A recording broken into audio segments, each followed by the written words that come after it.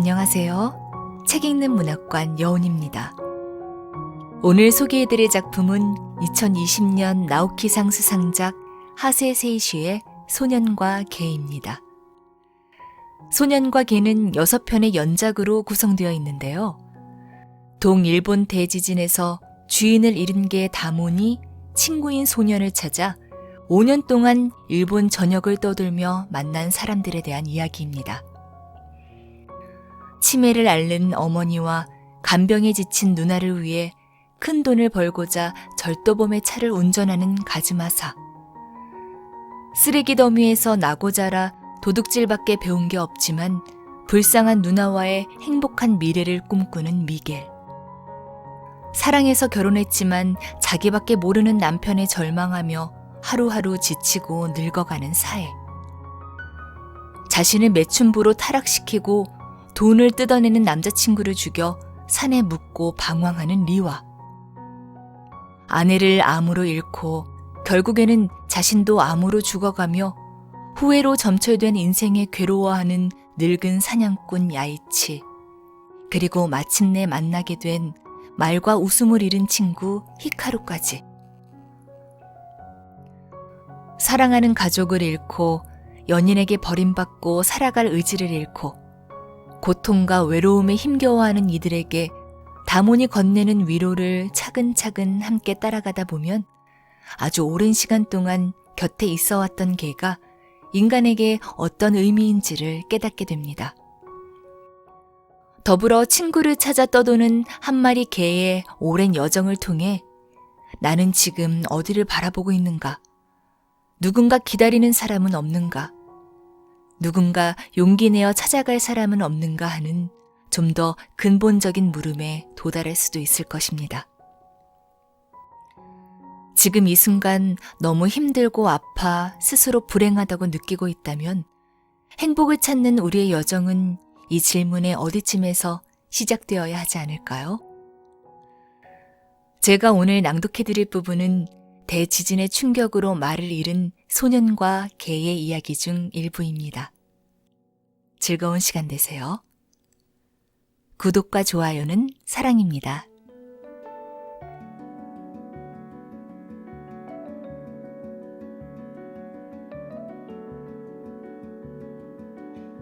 소년과 개. 하세 세이슈 지음. 손예리 옮김. 발행 창심소.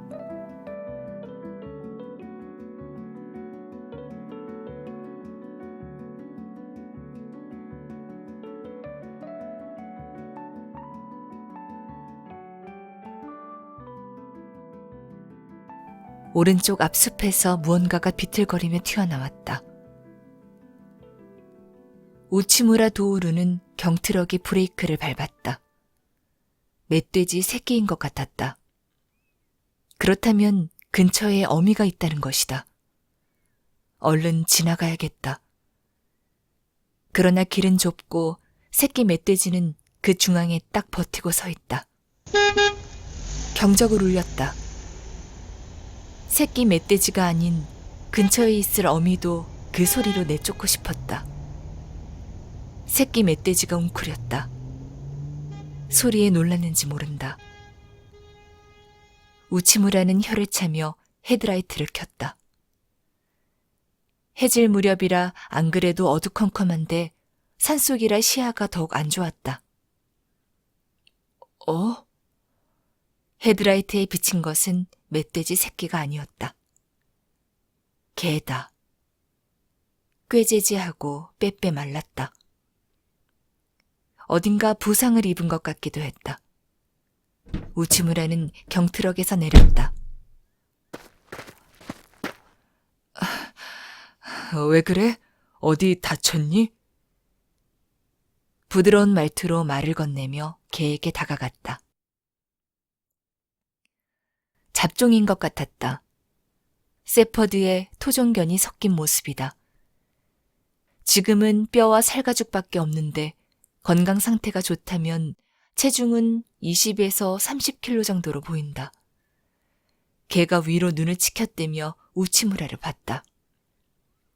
꼬리를 살랑살랑 흔들었다. 사람에게 익숙한 것 같았다. 빼빼 말랐구나. 우치무라는 허리를 숙여 개의 콧등 앞으로 살짝 손을 내밀었다. 개가 손가락을 날름 핥았다. 어딘가 부상을 입었니? 잠깐 보여줄래? 개는 도로에 엎드린 채였다. 우치무라는 그 몸을 만져보았다. 털은 까칠까칠했고 여기저기 털이 뭉쳐 있었다. 피가 굳은 부분도 보였다. 산속을 헤매다 멧돼지에게 공격당했는지도 모른다. 중상은 아니지만 상처를 입었고 지쳤고 굶은 상태다. 잠깐 기다려라. 우치무라는 경트럭으로 돌아왔다. 차 안에 물이 든 페트병과 간식으로 산 바나나가 있었다. 우선 물을 마시게 해야겠다. 기울어진 페트병에서 흘러내리는 물을 개는 혀로 받아 꿀꺽꿀꺽 마셨다. 바나나를 작게 떼어 개에게 주었다. 개는 꼬리를 흔들며 바나나를 다 먹었다. 동물병원에 데리고 가려는데 괜찮니? 우치무라는 개에게 물었다. 개는 눈을 감았다. 그것을 알겠다는 신호로 받아들이고 우치무라는 개를 안아 올렸다. 개는 슬플 정도로 가벼웠다.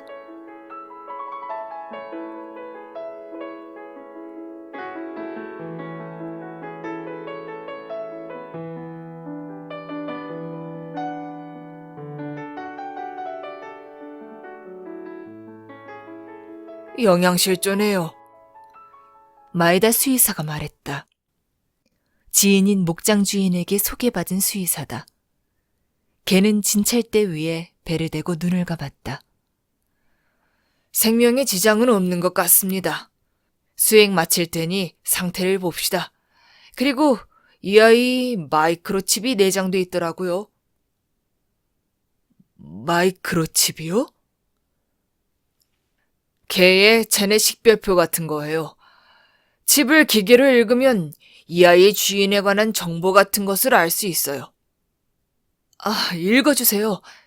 가능하면 집으로 돌려보내주고 싶어요. 알겠습니다. 그럼 잠시 대기실에서 기다려주세요. 우치무라는 진찰실을 나왔다. 병원 밖으로 나가 스마트폰으로 전화를 걸었다. 나야. 무슨 일이야. 사고라도 난 줄 알고 걱정했어. 말과는 달리 아내인 히사코의 목소리는 차분했다. 돌아가는 길에 개를 발견했어. 개?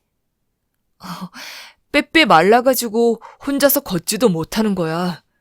그래서 동물병원에 데리고 왔어. 지금 수액 맞고 있는 중이야. 동물병원이면 보험 안 되잖아. 진찰비 비싸지 않아? 가게는 쪼달리고 있었다. 히사코가 잔소리를 하는 심정도 잘 안다. 어쩔 수 없잖아. 그냥 지나칠 수 없었어. 그렇지. 그냥 와버리면 잠자리도 뒤숭숭해지고 말이야.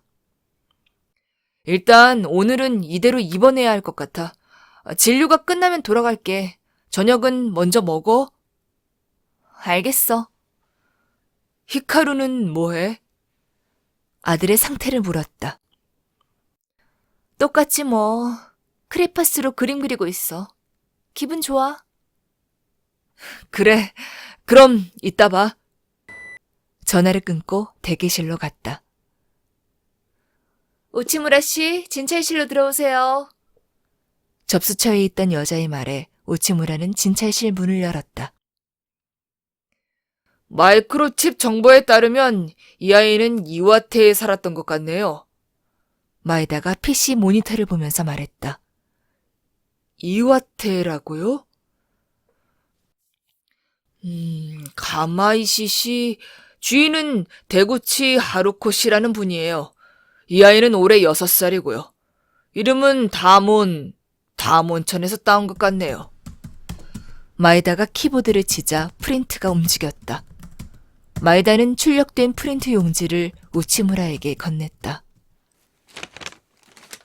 이와테에서 어떻게 구마모토까지 왔을까? 주인에게 연락해보겠습니까? 네, 그럴 생각이에요. 프린트 용지에는 가마이 씨의 주소와 전화번호가 적혀 있었다.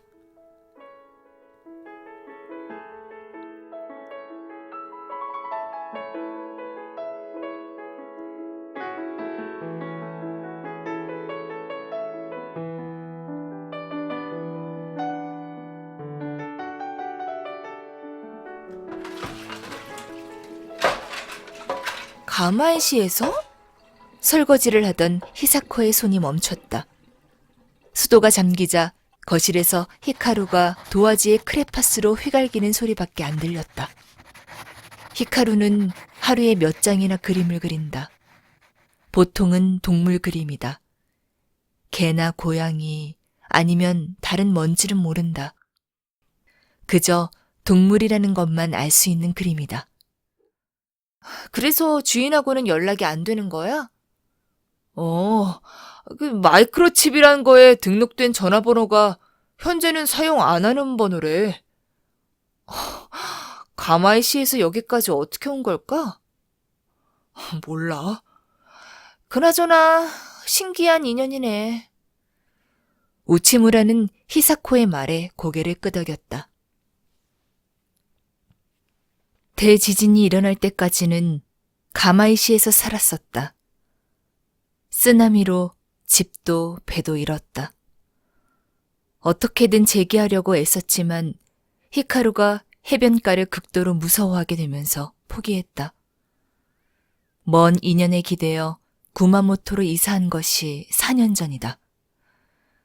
어부에서 농부로 전업하는 건 힘든 일이었다. 이제 겨우 안정된 수입을 얻게 된 참이었다. 야스 씨에게 전화해서 마이크로칩에 기재된 주소에 사람이 사는지 확인해보라고 부탁해놨어. 예전의 동료 어부에게 연락하는 것도 오랜만이었다. 그립네, 가마이 씨. 지금은 어떻게 됐을까? 이사한 후론 한 번도 가마이 씨를 방문한 적이 없다. 아니, 의식적으로 가마이 씨를 머릿속에서 떨쳐냈었다. 만일 주인을 못 찾으면 어떻게 되는 거야? 신기한 인연이라고 했잖아. 우치무라가 대답했다. 그래도 저 아이는 어떻게 생각할까? 히사코의 시선이 거실로 옮겨갔다. 히카루는 여전히 그림 그리는 일에 몰두하고 있었다.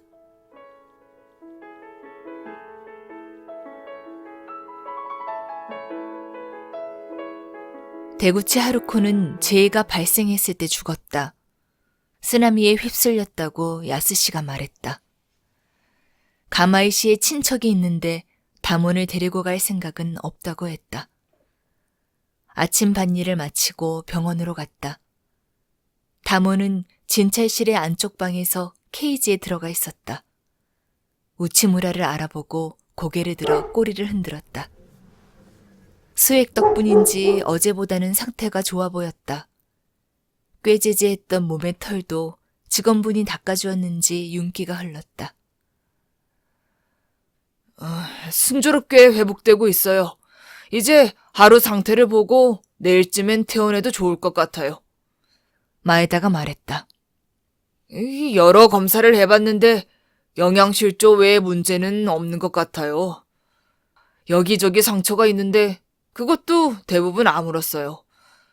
혹시 모르니 광견병과 다른 병 백신은 맞췄습니다. 감사합니다. 가마이 씨 주인 말인데요. 대지진 때 돌아가신 것 같아요. 우치무라 말에 마에다가 의아해했다. 그 얘기는 이 아이는 가마이시에서 구마모토까지 5년을 걸쳐 이동했다는 얘기네요. 바다를 어떻게 건넜을까요? 걔는 수영 달인이에요. 마에다가 웃었다. 그럼 이 아이를 제가 데려가고 싶은데 무슨 문제는 없을까요? 괜찮아요. 이제 주인은 돌아가셨으니 이 아이는 사실상 들개예요. 등록만 마치면 우치무라 씨가 주인이 되셔도 아무런 문제가 없어요. 다행이다. 등록 같은 절차는 여기에서 하시죠. 인사하고 가시겠어요, 다문한테? 저랑 간호사에게는 퉁명스러운데 당신이 오면 꼬리를 흔들어요. 당신을 신뢰하고 있어요. 우치무라는 끄덕였다. 다몬이 들어간 케이지 옆으로 걸어가 웅크리고 앉았다. 다몬, 내가 네 새로운 주인이야. 잘 부탁해. 케이지의 틈새로 손가락을 넣어보았다. 다몬이 그 손가락을 핥으며 꼬리를 세게 흔들었다.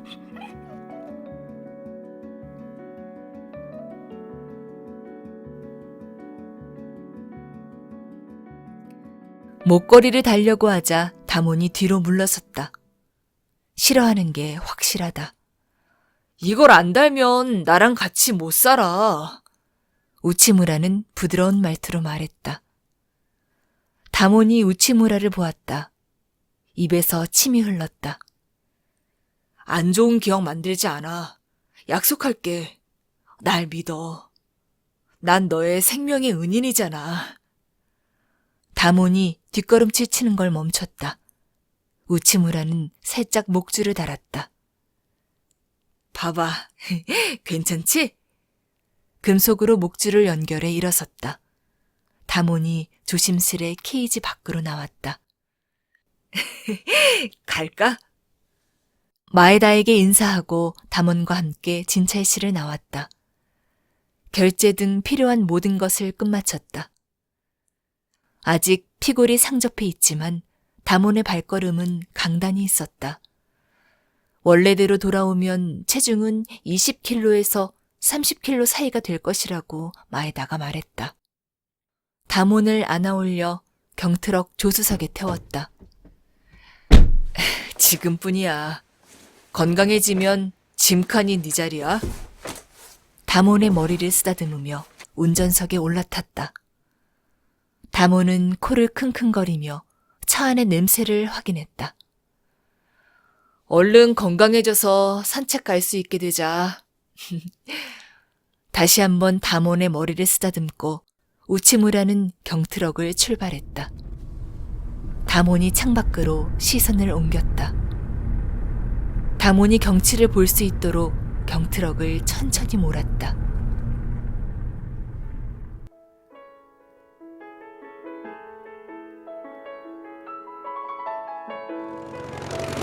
경트럭의 시동 소리를 들은 히사코가 밖으로 나왔다. 히카루, 다몬이 왔어. 집안을 향해 소리를 쳤지만 히카루가 모습을 나타낼 낌새가 보이지 않는다. 다시 그림 그리는데 빠진 모양이다. 다몬을 안고 바닥에 내렸다. 다몬은 한참 땅 냄새를 맡은 후 히사코에게 다가갔다. 히사코는 쭈그리고 앉아 다몬이 하고픈 대로 하게 두었다. 다몬은 히사코의 냄새를 맡고 뺨을 핥았다. 날 마음에 들어 해주는 거야? 다몬의 꼬리가 흔들렸다. 정말 깡말랐네. 많이 먹고 체중 원래대로 만들어서 건강해지자. 알겠지? 히사코는 다몬의 머리를 쓰다듬으며 일어섰다. 그러나 그 전에 몸을 깨끗이 해야지. 집안에는 이미 양동이와 타올이 준비되어 있었다. 샴푸하는 것은 아직 체력적으로 힘들 것 같아서 젖은 타올로 몸을 닦기로 했다. 현관 쪽에서 무슨 소리가 났다. 다몬이 그쪽으로 얼굴을 돌렸다. 이제껏 보지 못한 기세로 꼬리를 흔들었다. 히카루가 맨발로 밖으로 나왔다. 히카루, 신발 안 신으면 안 돼. 히사코가 말을 삼켰다. 히카루가 곧장 다몬을 바라봤다. 다몬의 꼬리가 더 심하게 흔들렸다. 히카루가 환하게 웃었다. 웃으며 다몬에게 다가와 만졌다. 우치무라는 입에 고인 침을 삼켰다. 히카루의 미소를 보는 것은 대지진 이후 처음이었다.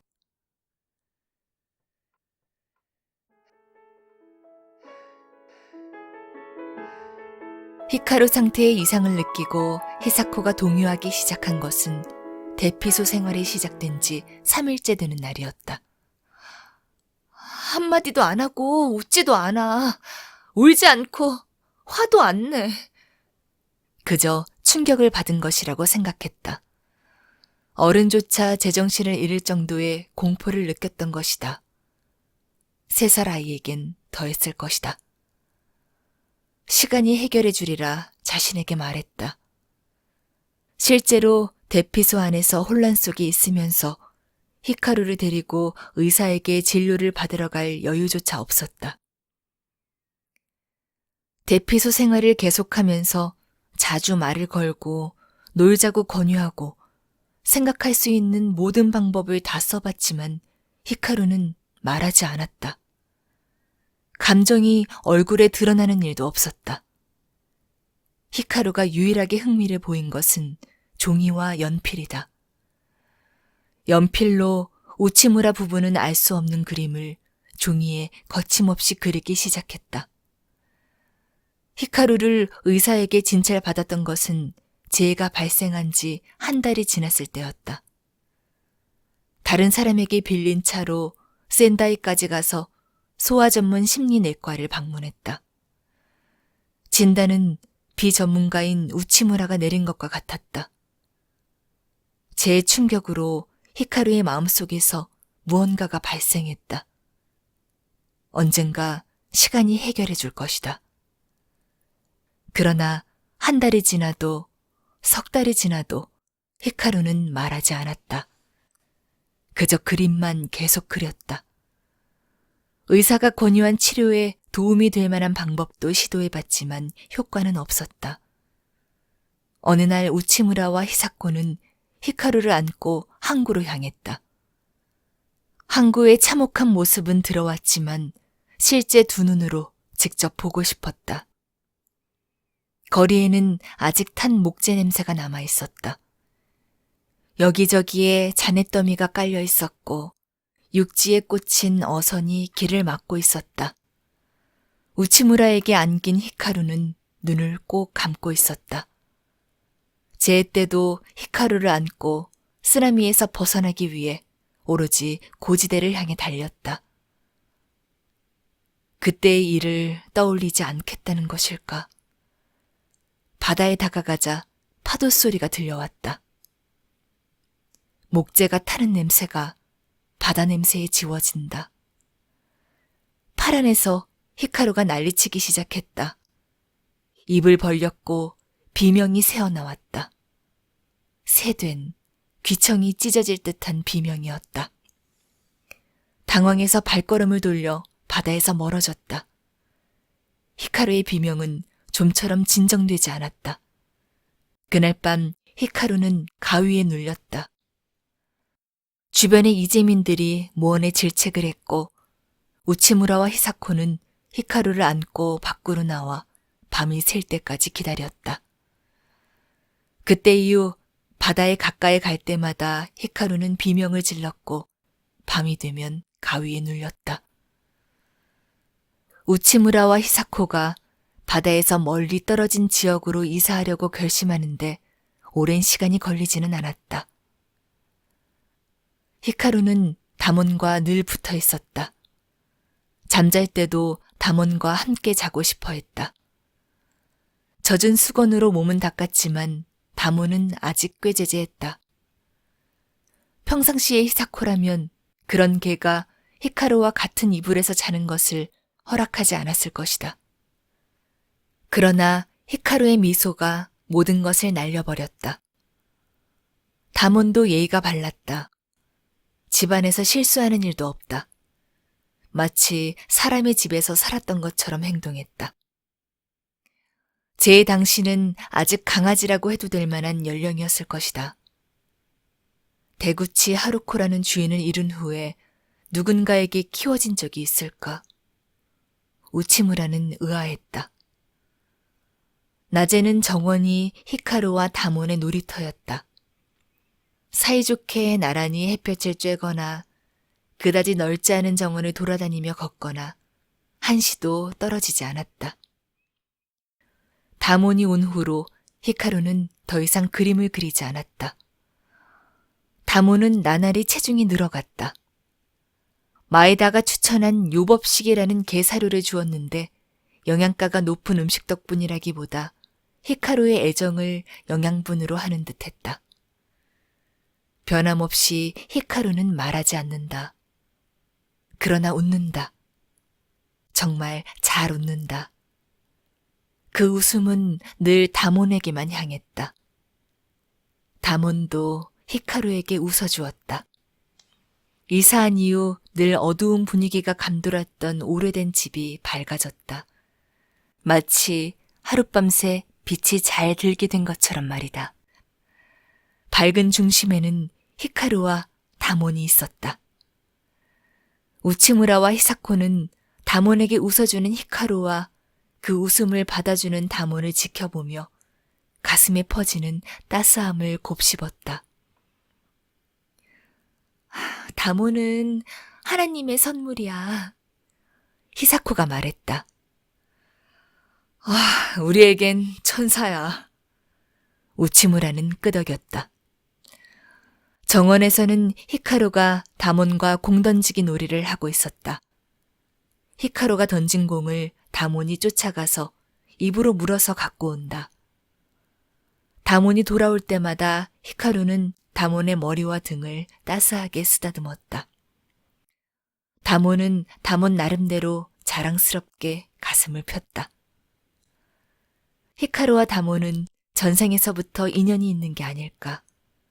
우치무라는 문득 그런 생각이 들었다. 그 정도로 사이가 너무 좋다. 만난 그 순간부터 운명적인 사랑에 빠진 남녀처럼 말이다. 히카루와 다몬 사이의 연결고리는 강했고 신뢰는 조금도 흐트러짐이 없었다. 어느 한쪽이 죽으면 남은 한쪽도 살아갈 수 없다. 우치무라는 머리를 흔들었다. 쓸데없는 생각을 하지 마. 지금은 히카루와 다몬의 행복한 시간을 지켜보면 되는 것이다. 당신... 히사코가 우치무라에게 말을 건넸다. 히카루와 다몬을 바라보며 두 손으로 입을 틀어막았다. 왜 그래? 우치무라는 히사코의 시선을 쫓았다. 어느새인가 공 던지기 놀이는 끝났다. 히카루는 텐마루에 걸터 앉았고 다몬은 텐마루에 웅크리고 앉아 히카루의 허벅지 위에 턱을 얹었다. 히카루는 눈을 가늘게 뜨고 다몬의 머리를 쓰다듬었다.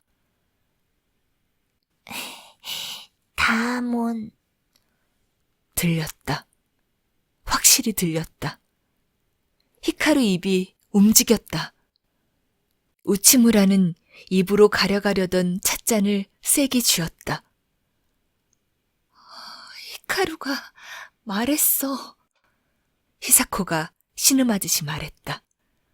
쉿, 조용히. 우치무라는 히사코를 제지하고 귀를 기울였다. 다몬. 히카루가 다몬의 이름을 불렀다. 히카루의 입에서 소리가 터져 나왔다. 히카루, 지금 뭐라고 했니? 우치무라는 가만히 히카루에게 다가갔다. 히카루가 뒤돌아봤다. 다몬. 히카루의 입이 움직였다. 그래, 다몬이야. 그 아이는 다몬이야. 다몬, 다몬, 다몬. 그래, 다몬이야. 다몬 이름 부를 수 있구나, 히카루. 히카루가 끄덕였다. 우치무라는 히사코에게 얼굴을 돌렸다. 히카루가 말했어. 히사코가 끄덕였다. 그 얼굴은 눈물로 범벅이 되어 있었다.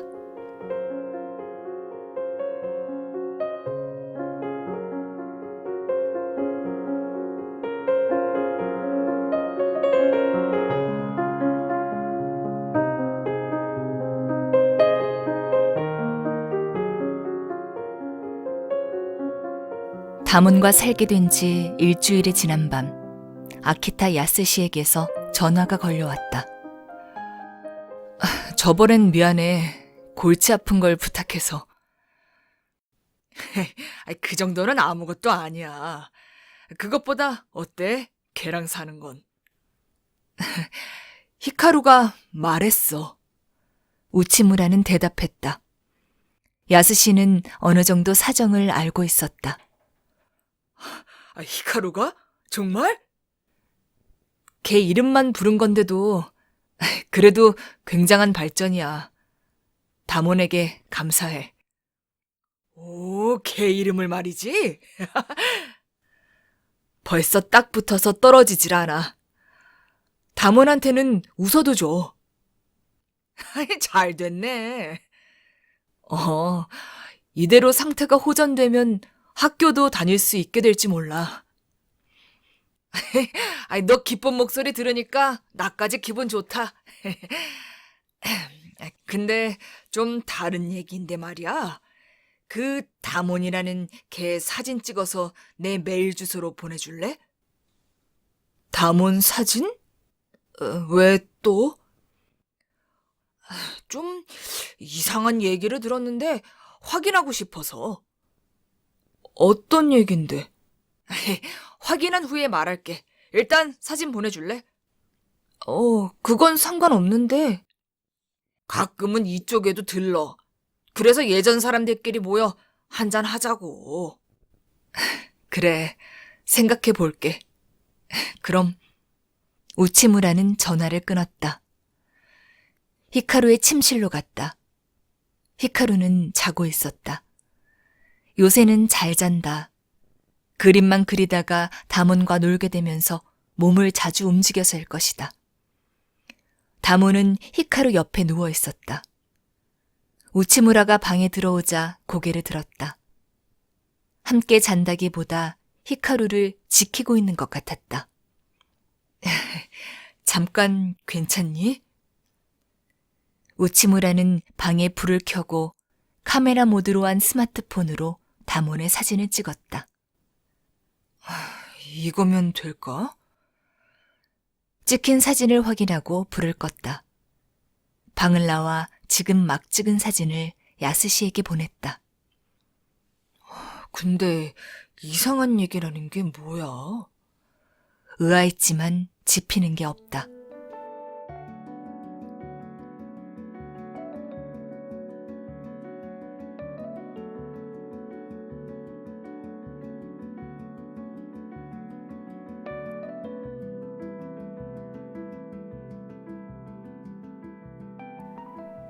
이제 괜찮다는 마에다의 말을 듣고 다몬을 산책에 데리고 가기로 했다.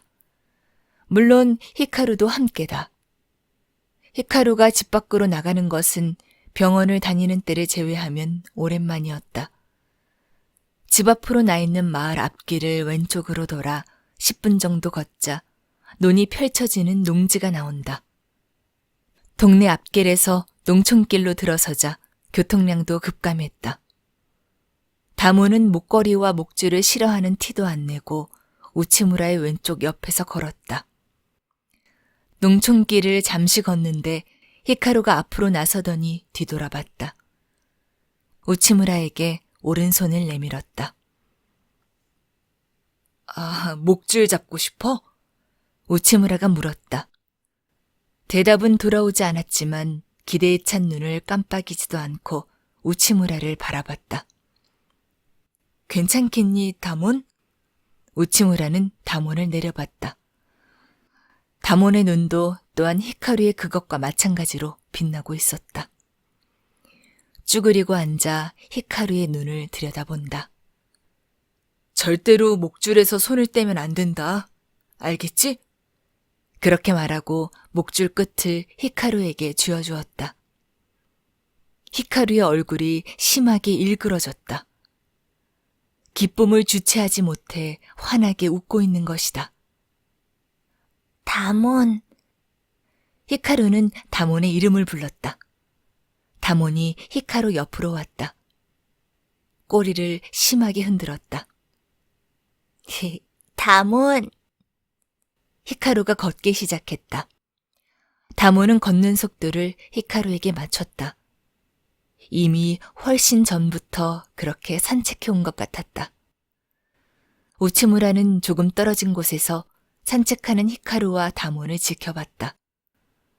다몬은 체중이 돌아와 걸음걸이도 늠름해졌다.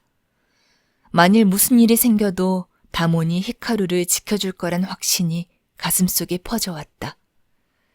우츠무라는 뱃속 깊이 공기를 들이마셨다. 머리 위에는 파란 봄 하늘이 펼쳐져 있고 물이 채워진 논에 구름이 비쳤다. 산골짜기를 타고 흐르는 시냇물 소리가 들린다. 가마이시에서는 아직 늦은 겨울이지만 구마모토의 3월은 쾌적하다. 한창 봄 한가운데 있다는 실감이 든다. 봄의 빛깔과 냄새와 소리가 가득한 세상을 히카루와 다몬이 걷고 있다. 이런 광경을 볼 수 있는 날이 오리라고는 생각도 못했다. 히카루를 위해서 힘써왔지만 언젠가부터 거의 포기에 가까운 감정이 싹트온 것은 부정할 수 없다. 이대로 히카루는 그림을 그리는 것밖에 할 수 없는 것이다. 학교는커녕 집 밖으로 나설 일도 없다. 우치무라와 히사코가 그런 히카루를 어떻게든 지지하고 세 식구가 행복하게 살아갈 수밖에 없겠지. 막연히 그렇게 생각했다. 그런데 히카루가 밖에서 걷고 있다. 봄의 햇살을 받으며 미소 짓고 있었다. 옆을 걷는 다몬을 사랑스러워한다. 꿈이 아닐까 생각한 적이 있다. 지금 내 눈으로 보고 있는 광경도, 다몬을 구한 일도, 모든 것이 꿈속에서 일어난 일은 아닐까. 깨어난다면 모든 것은 이전으로 돌아가는 게 아닐까. 그런 생각이 들 때마다 고개를 심하게 흔들며 자신을 다독였다. 괴로운 나날을 버텨내준 히카루에게 하나님이 손을 내밀어 주신 것이다. 다몬이야말로 신의 사자다. 그러니 히카루가 다몬과 서로 장난치며 웃는 것에 그저 감사하면 된다. 히카루, 우치무라는 히카루의 등에 대고 말을 걸었다. 히카루가 뒤돌아봤다. 이전에는 우치무라와 히사코가 불러도 반응하지도 않았다. 이리로 오렴. 이게 우리 논이야. 지역조합의 논을 600평 빌려서 벼를 농사짓고 있다. 세 식구가 600평 논에서 재배할 수 있는 쌀은 너무 많지만 남은 쌀은 가마이시의 지인에게 보내며 기뻐했다. 히카루의 입에 들어갈 것을 생각해 자연농법을 고수한 쌀농사다. 이 부근은 대부분이 직접 농사를 지어 먹기에 농약을 사용하는 곳은 적었다. 히카루의 손을 잡고 논두렁길을 걸었다. 다른 사람 논이라면 좀 뭐하지만 자기 논에선 논두렁길에서 아이와 개를 놀려도 문제없다. 논 안쪽은 조그만 계곡처럼 되어 있고 그쪽의 논두렁길은 경트럭이 들어갈 만한 길폭이었다. 넓은 논두렁길에 히카루와 다몬을 오라고 해서 다몬의 목줄을 풀었다. 맘대로 걸어도 좋아, 다몬. 히카루도. 다몬이 뛰었다. 몇 미터 앞에서 멈춰서며 뒤돌아본다. 히카루도 같이 하자는 몸짓을 보였다. 히카루는 다몬의 몸짓의 의미를 이해했다. 다몬의 권유에 응해 달리기 시작한다. 다몬이 몸을 돌려 도망쳤다. 가끔 뒤돌아보고 히카루의 모습을 확인하며 달리는 속도를 조정한다. 똑똑한 애구나, 다몬은. 히카루는 소리를 높여 다몬을 쫓고 있었다. 논의 수면에 다몬과 히카루의 모습이 비춰졌다. 행복해. 갑작스럽게 우치무라는 생각했다. 우리는 행복하다. 그 대지진으로부터 5년. 우리는 이제 겨우 행복을 찾은 것이다. 계속 서로를 쫓는 히카루와 다몬을 지켜보면서 우치무라는 논 주변을 걸었다.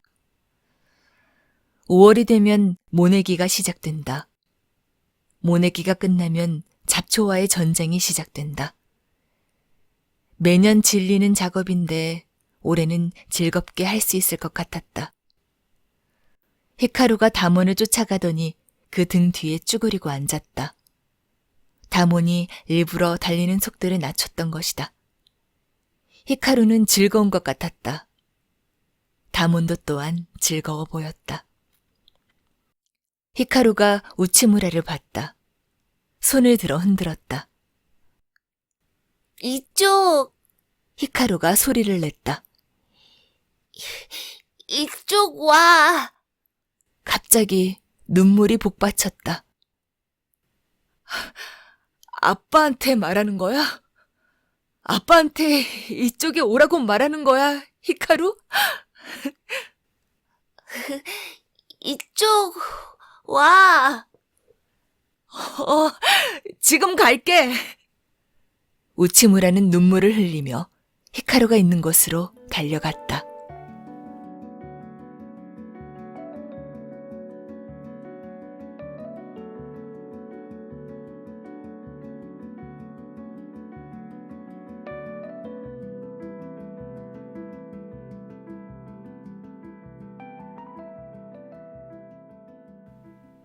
엄마라고 했어.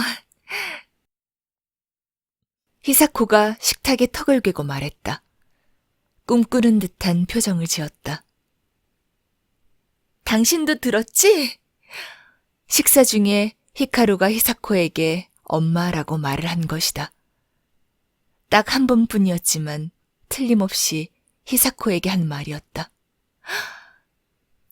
이런 날이 오다니 꿈만 같아. 히사코의 표정은 평온했다. 우치무라가 캔맥주를 또 마셔도 평소처럼 눈에 쌍심지를 켜지도 않는다. 다몬이 혼자 거실로 나온다. 히카루는 이를 닦은 후 잠들었을 것이다. 요즘 다몬은 이렇게 히카루가 잠든 것을 확인하고 거실로 온다. 히카루는 잠들었니? 우치무라가 말을 건넸다. 다몬은 대답 대신 우치무라의 허벅지에 턱을 얹었다. 그래, 응석 부리러 왔구나. 다몬은 마치 히카루의 형처럼 구는 것 같았다. 히카루가 있는 동안 보호자처럼 행동하는데 히카루가 잠들면 그 역할을 버리고 우치무라와 히사코에게 응석 부리러 온다. 우츠무라는 다몬의 머리를 부드럽게 쓰다듬었다. 있지, 다몬아? 다음에 스테이크 구워줄게. 히카루에게 해준 것에 대한 포상이야. 히사코가 말했다. 다몬이 꼬리를 크게 흔들었다. 뭐야 그게. 다몬을 데리고 온 건 나야. 나한테도 스테이크 구워줘. 당신은 맥주 마시니까 괜찮잖아. 아이 참, 맥주랑 스테이크는 비교가 안 되지. 스마트폰이 울렸다. 우치무라는 미소 지으며 손을 뻗었다. 야스 씨에게서 걸려온 전화였다. 여보세요? 무슨 일이야? 다몬 사진으로 뭐 좀 알았어? 놀라지 마, 도루. 야스 씨의 목소리는 상기돼 있었다. 무슨 일인데? 히카루랑 다몬이랑 걔, 너희들이 여기 있을 때부터 인연이었어. 무슨 말이야, 그게? 우치무라는 자세를 가다듬었다. 제 전에 사다 씨가 자주 히카루 데리고 항만 근처 공원에 가셨잖아. 우치무라가 끄덕였다. 사다는 우치무라의 어머니 사다코를 말한다. 가게를 돕기 위해 히사코는 근처 슈퍼에서 파트타임으로 일했다. 낮에는 어머니가 히카루를 돌봐주셨다. 대구치 하루코라는 사람도 그 공원에 자주 갔었나 봐. 다몬이랑 산책하는 도중에 말이야. 그게 정말이야? 스마트폰을 쥔 손이 떨렸다. 히사코가 의아하다는 표정으로 우치무라를 바라보았다. 다모는 우치무라의 허벅지에 턱을 얹은 채였다. 아는 할아버지가 있는데 재전에는 자주 그 공원에서 시간을 보내셨나 봐. 사다 씨하고도 자주 이야기를 나누셨나 봐. 너한테 다몬이라는 걔 이야기를 듣고 생각이 났어.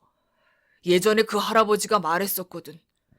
어느 날 중년 여자가 강아지를 데리고 산책 나와서 사다 씨가 데리고 온 아이랑 금세 친해졌다고. 아이랑 걔는 순수하니까 금세 친해지는 모양이라고. 설마 그 강아지 이름도? 다몬이라는 이름이야. 특이한 이름이라고 할아버지가 자주 말씀하셨거든. 맥주로 축축해 있을 입안이 어느샌가 말라 있었다. 그래서 다몬의 사진 보내달라고 한 거야. 할아버지께 사진 보여드렸더니 아마 같은 개일 거라고 하시네. 할아버지가 세퍼트냐고 물으니 주인은 세퍼트랑 토종견이 섞인 잡종이라고 말했나 봐. 다몬이 5년이나 전에 친했던 히카루와 만나기 위해 가마이시에서 구마모토까지 왔다고 말하는 거야? 그럴 리가 없다. 우치무라네가 구마모토로 이주한 것을 걔가 알 리가 없다. 냄새를 쫓아왔다고 해도 무리가 있다. 신기하지? 쓰나미로 주인을 잃은 개가 주인 빼고 가장 좋아했던 히카루를 찾아 방랑길에 나선 게 아닐까? 난 그렇게 생각하는데. 아무리 그래도 그건 아니겠지. 그래도 그 개 마이크로칩이라는 게 내장돼 있었지? 그 칩에 가마이시의 다몬이라는 정보가 들어가 있었지? 히카루와 만난 때가 1살 정도라고 치면 나이도 맞아. 세퍼드랑 토종견 잡종이고 다몬도 완전 세퍼드 피가 들어있는 건 맞잖아. 그건 그런데... 우치무라는 다몬을 쳐다봤다. 지금은 완전히 살이 불어 체중도 30kg에 육박하려 한다. 그러나 우치무라와 처음 만났을 때에는 체중이 15kg도 안 됐고 여기저기 상처의 흔적도 있었다. 정말로 히카루를 찾아 일본 전국을 방랑한 것일까? 그리고 우연히 우치무라의 경트럭 앞에서 쓰러진 것일까? 그 할아버지 연락처 알려줄 테니 직접 물어보는 게 어때? 야스시가 말했다. 부탁할게. 우치무라가 대답했다.